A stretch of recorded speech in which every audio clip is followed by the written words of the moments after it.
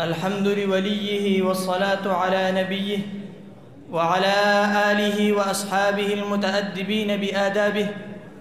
أما بعد، فأعوذ بالله من الشيطان الرجيم.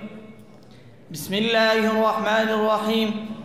وإلهكم إله واحد لا إله إلا هو الرحمن الرحيم. صدق الله العلي العظيم.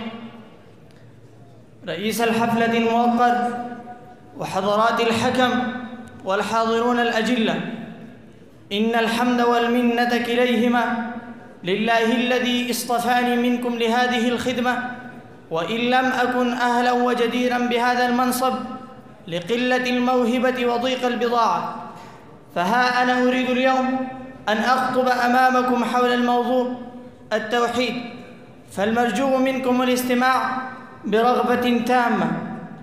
أيها الحاضرون الأجلة، لا يخفى على من له أدنى إلمام بالتاريخ أن الأنبياء الذين بعثوا في هذه الدنيا والرسل الذين أرسلوا إلى هذا العالم قد دعوا قومهم وأمتهم إلى التوحيد الخالص النقي الذي لا يشوبه شيء من الشرك، وأعلنوا أمام الناس أن الله هو الواحد الأوحد الأحد الفرد الصمد الذي لم يكن له كفوا أحد، وأنه هو الخالق هذا الكون وما فيه من الأشياء، وأنه جعل الظلمات والنور، ثم الذين كفروا بربهم يعدلون. معلوم أيها الإخوان أن الله سبحانه وتعالى لم يبعث رسوله محمدًا العربي صلى الله عليه وسلم إلى هذه الدنيا إلا بدعوة التوحيد ورسالته التي جاء بها جميع الرسل من قبله، فنادى في الناس وصدع بين أزهرهم بالتوحيد مجلجلا مدويا، فقال: يا أيها الناس قولوا لا إله إلا الله تفلحوا. فلبى كثير من الناس على دعوته وأقروا بالوحدانية لله، لأن التوحيد هو رأس الطاعات، ولكن حرم من هذه الثروة العظيمة للإسلام. أولئك الذين كتب لهم الشقاوة الأبدي والحرمان السرمدي، فلم يتحقق لهم الإقرار بالتوحيد، فماتوا على هذا الحرمان والنكران، وفارقوا الدنيا على هذه الشقاوة والتعاسة.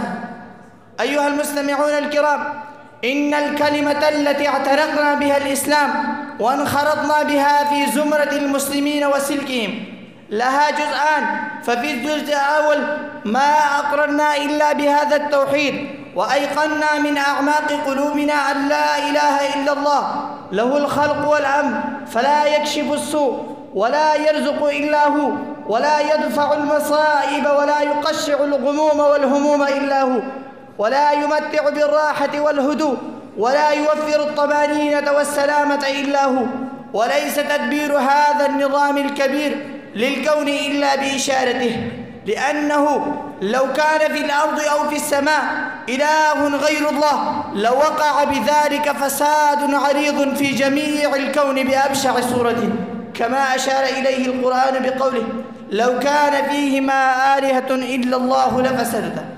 أضرب لكم مثلا: يريد إله أن يمطره، ويريد الآخر أن تطلع الشمس، يريد أحد أن تهب الريح، ويريد الآخر أن يرسل الحجارة، فبالجملة كان من الأمر اللازم أن يقع بينهما الخلاف في أي مسألة يوما من الأيام، ويحدث بهذا النزاع الفراغ الهائل الذي لا يسد، نتيجة لذلك فسد جميع نظام الكون.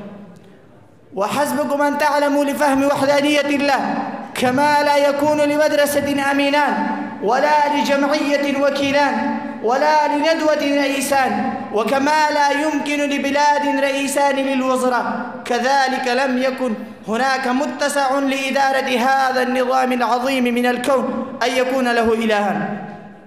أيها الحاضرون الأجلة، أقص عليكم قصتين تدلان على وحدانية الله بأحسن وجه. سأل رجل من عجوز: كيف عرفت ربك؟ فأجابت: عرفت ربي بهذا المغزل. فقال: كيف؟ قالت: إن من شأن هذا المغزل إذا حركته يتحرك، وإذا تركته يقف. ففكرت في نفسي: كيف يمكن تدبير نظام هذه الدنيا بدون أي ذي القوة المتين؟ من ثم تجلت لي الحقيقة أن القوة المدبرة أمر هذا الكون ونظامه هو الله الواحد القهار. وسأل رجل عن سيدنا علي رضي الله تعالى عنه: كيف عرفت ربك؟ قال: عرفت ربي بفسخ العزائم. فبالجملة لو تأمل الإنسان في أشياء الكون تتضح له أنها دلائل ساطعة وبراهين قاطعة للتوحيد، كما يقول عز وجل: سنريهم آياتنا في الآفاق وفي أنفسهم حتى يتبين لهم أنه الحق. أيها السادة الأفاضل، إن من آيات الله ووحدانيته الخالدة الشمس والقمر والنجوم والكواكب والبحار والأنهار والأرض والسماوات والجبال والصحاري والينابيع والبحيرات والغضر والوابل والطل والحدائق والمزارع والمرابد والأنعام والدواب والطيور وغيرها، وهذه كلها من نماذج وحدانية الله الحياة.